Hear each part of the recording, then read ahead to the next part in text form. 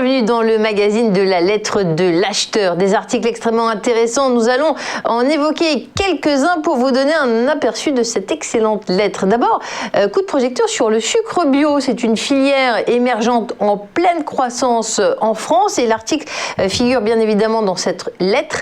Dans un contexte où le marché des produits alimentaires bio est en pleine croissance, 40 milliards d'euros de chiffre d'affaires générés en 2018, dont 10,5 milliards en France, eh bien, le marché du sucre bio est de l'ordre de 180 000 tonnes en Europe, dont environ 90% proviennent de la canne. Les principaux producteurs de sucre de betterave bio en Europe sont situés en Allemagne, en Autriche, en Italie et en France. Eh bien, le groupe Tereos a créé en 2018 une filière de production de sucre bio en poudre et en morceaux, avec l'objectif de développer cette filière. Le chargement, le transport sont pris en charge dans ce contexte par la coopérative.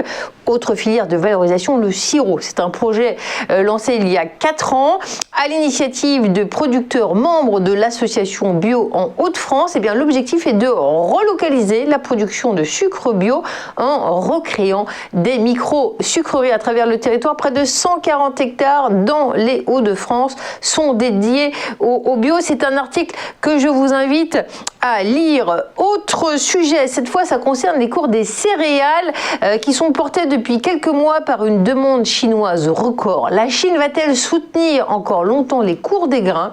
C'est la question qu'étudie l'article. Les marchés à terme agricoles et en particulier celui de Chicago sont en pleine ébullition à ce sujet. Il faut dire que les stocks américains de céréales et de soja sont au plus bas depuis 7 ans. Les États-Unis ont exporté massivement l'an dernier au point de retrouver leur part de marché de 2017, 30% des exportations mondiales tout de même, donc près de 28 millions de tonnes de grains expédiés vers la Chine. Eh bien, c'est un flux qui devrait continuer à augmenter cette année des États-Unis vers la Chine dans le cadre de cet accord commercial qui les lie, alors que les fournisseurs concurrents ne sont plus au rendez-vous. Et pour cause, l'Amérique latine est confrontée à la sécheresse.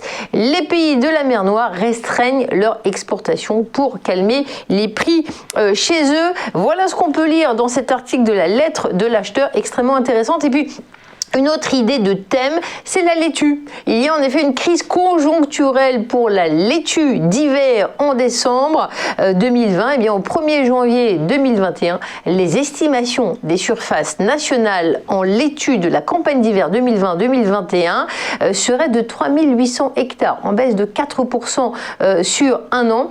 En octobre, il faut savoir que le marché a été actif et les prix soutenus par rapport à la campagne précédente. Donc voilà, on ne raconte pas de salade sur le magazine de la lettre de l'acheteur. Je vous invite à consulter cette lettre professionnelle extrêmement bien située. Et puis dans un instant, on va retrouver l'un de nos invités. Il est président de la Chambre de l'agriculture de la Creuse. Et là aussi, les enjeux sont importants pour les éleveurs et les agriculteurs. Restez avec nous après une petite page de publicité.